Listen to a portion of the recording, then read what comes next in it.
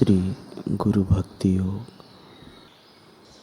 राग द्वेष से मुक्त ऐसे गुरु का संग करने से मनुष्य आसक्ति रहित बनता है। उसमें दिव्यताओं का निखारने वाला, ईश्वर प्राप्ति कराने वाला विवेक वैराग्य जागता है। उसमें गुरु के चरण कमलों के प्रति भक्ति जागती है। जो भक्ति भाव पूर्वक गुरु की सेवा करता है वह जीवन के परम तत्व को प्राप्त करता है। गुरु की सेवा से साधक का मन किसी भी प्रकार के प्रयत्न के बिना ही अपने आप एकाग्र होने लगता है। गुरु ग्रंथ साहिब में कहा है कि गुरु के बिना ईश्वर प्राप्ति का मार्ग नहीं मिल सकता। स्वयं ईश्वर स्वरूप होने के कारण गुरु साधक को ईश्वर प्राप्ति के मार्ग में ले जाते हैं। वे उस मार्ग के पथ प्रदर्शक बनते हैं।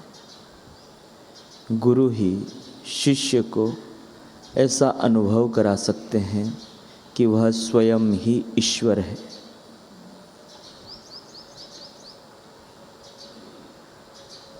जो शिष्य अपने गुरु के चरण कमलों में संपूर्ण आत्मसमर्पण करता है उसे गुरु स्वयं ही सब देवी गुण प्रदान करते हैं। हे ओंकार स्वरूप सहज आत्म स्वरूप गुरुदेव, आपको नमस्कार है।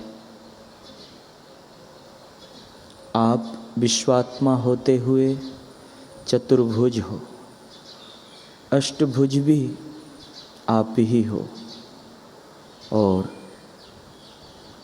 विश्वभुज अर्थात अनंत भुज भी आप ही हो। मैं गुरुस्वत से और गौरव से कहता हूँ, शिष्य के भाव अर्थ गुरु के नाम से अभय देने वाली तुम ही हो। अभय देकर संसार दुख का निवारण करने वाले तुम ही हो। जन्म मरण का निवारण कर तुम स्वयं से ही मिलन करते हो। अतः गुरु और शिष्य इन नामों से तुम्हारा एकता मालूम होने लगता है। यह एकता दृष्टि को दिखाई पड़ते ही एकनाथ और जनार्दन अर्थात संत एकनाथ जी के सद्गुरु ये एक रूप ही हो जाते हैं। सारी सृष्टि गुरुत्व से भरकर सारा संसार स्व आनंद से विचरने लगता है। ऐसा वह स्व आनंद एक चिद्घन स्वरूप जगत गुरु जनार्दन है। उन जनार्दन की शरण जाकर एकनाथ ने अपनी एकता दृढ़ की। यह दृढ़ हुआ ऐक्य भी सद्गुरु ही बन गया।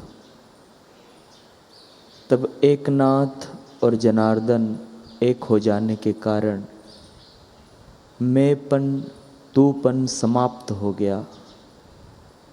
इस प्रकार अकेले एक होते हुए भी एकनाथ को जनार्दन ने कवि बना दिया। तब उसे एकादश अर्थात श्रीमद् भागवत के 11वें स्कंध के गहरे एकत्व का सहज ही बोध हो गया। उसी एकता की सच्ची स्थिति राजा पुररवा को भी प्राप्त हो गई और सत्संग से उसका यह अनुताप अर्थात भगवत विरह से तपन विरक्ति और भगवत भक्ति दृढ़ हो गई। ये बात 26वें अध्याय में श्री कृष्ण ने कहा, सत्संग से भगवत भक्ति होती है और उससे साधकों को पूर्ण वैराग्य प्राप्त होता है। सत्संग से भगवत स्वरूप महापुरुष एवं भगवत भक्तों की संगति तथा साधन भजन सेवा में रुचि प्राप्त होती है और भगवत रस के प्रभाव से संसार का रस फीका होकर सहज में पूर्ण वैराग्य प्राप्त होता है। भगवत भक्ति किए बिना विरक्ति कभी उत्पन्न नहीं होगी और विरक्ति के बिना भगवत प्राप्ति कल्पांत में भी नहीं होगी।